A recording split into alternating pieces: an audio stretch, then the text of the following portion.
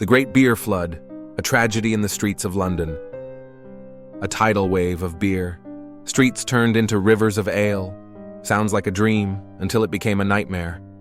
On October 17, 1814, a colossal vat at Meux Brewery burst, unleashing a deadly torrent of beer that tore through London's streets.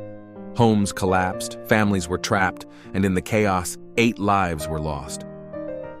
This is the story of the Great Beer Flood, a bizarre disaster that, beneath its dark humor, reveals a chilling truth. When industry pushes limits, it's the people who pay the price. Section 1. A City Divided, Industry and Poverty. In 1814, London was a city of striking contrasts. Meux Brewery, a symbol of industrial ambition, stood tall among the rising factories, its towering 22-foot fermentation tank capable of holding more porter than 1 million pints. Just steps away, however, was St. Giles, an overcrowded slum where poverty and crime festered in narrow alleys and tenements. Meux Brewery, one of the largest in London, was a beacon of industrial progress. But its success was built on the labor of the very people who lived in nearby slums like St. Giles, where life was a constant struggle. Overcrowding, unsanitary conditions, and high crime rates plagued this area, creating a sharp contrast to the wealth generated by the breweries.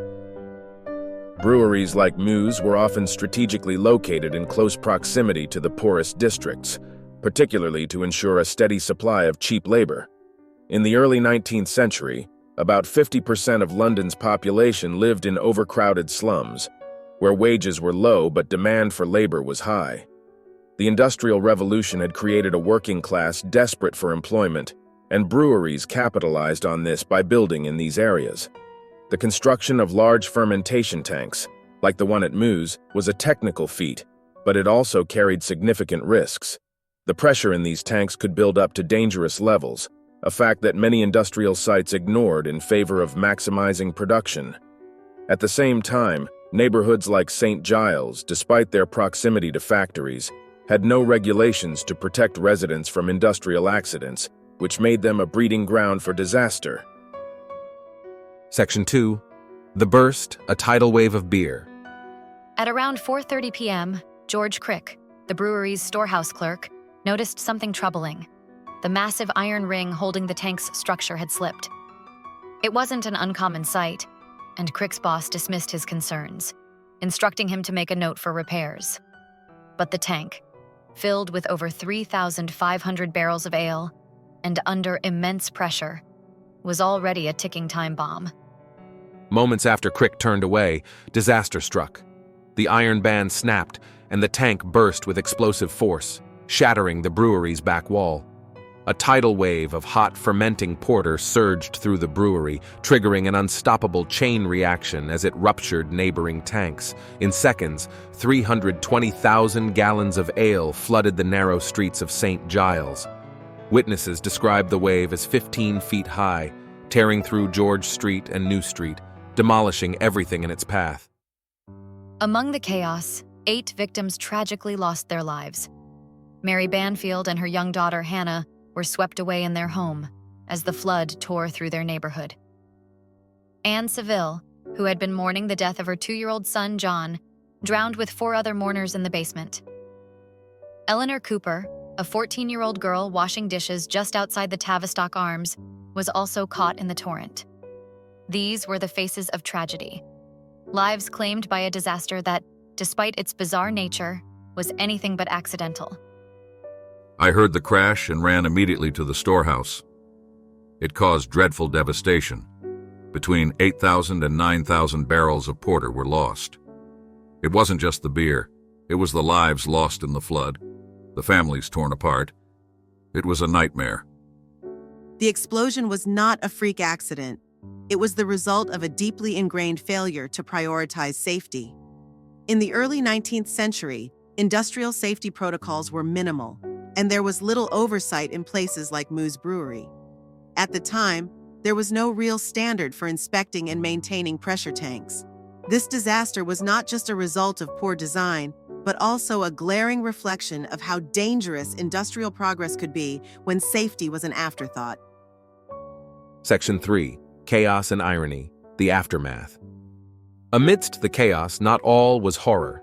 In the poverty-stricken St. Giles, the flood of beer was seen not just as a tragedy, but as a rare and fleeting opportunity. For residents facing daily struggles and high living costs, the sight of hundreds of barrels spilling into the streets offered a brief escape. What was once a luxury for the rich became, for a moment, the drink of the desperate.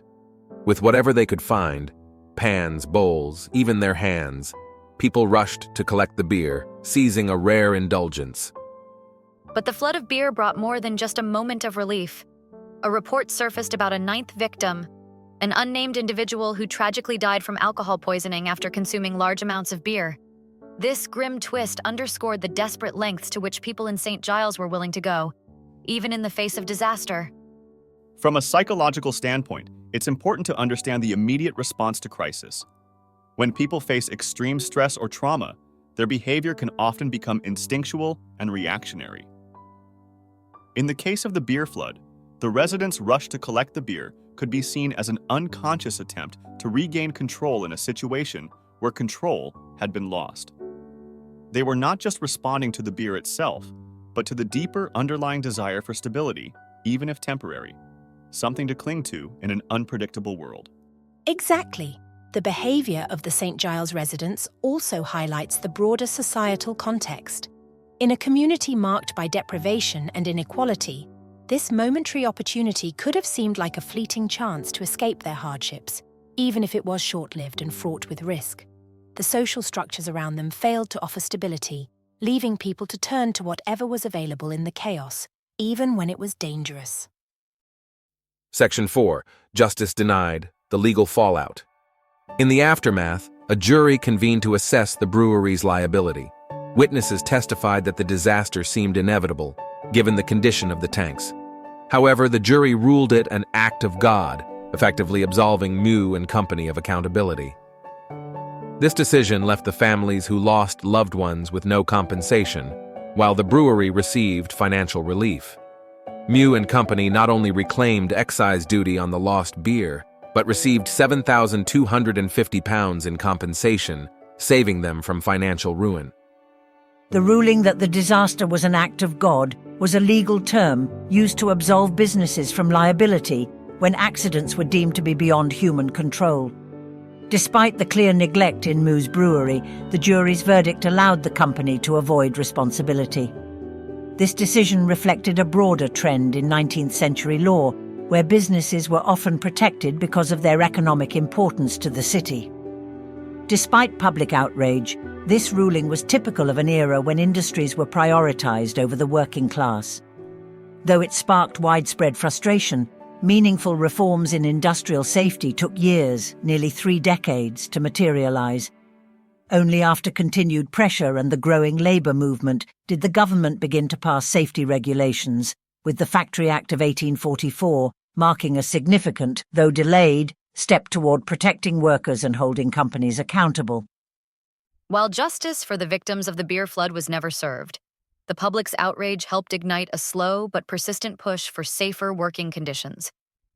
It would take over 30 years before laws were truly reformed, but this tragic event became one of the many that fueled the change. Section 5. Legacy and reflection. The cost of progress. The London beer flood, though often remembered for its strange irony, was a tragedy that claimed 8 lives and left a community in mourning. In the aftermath, the horror of the disaster pushed industrial leaders to confront the dangers of unchecked ambition.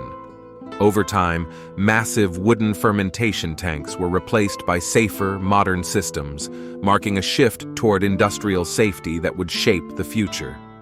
Today, the event is commemorated annually with a special porter brewed by the Holborn Whippet.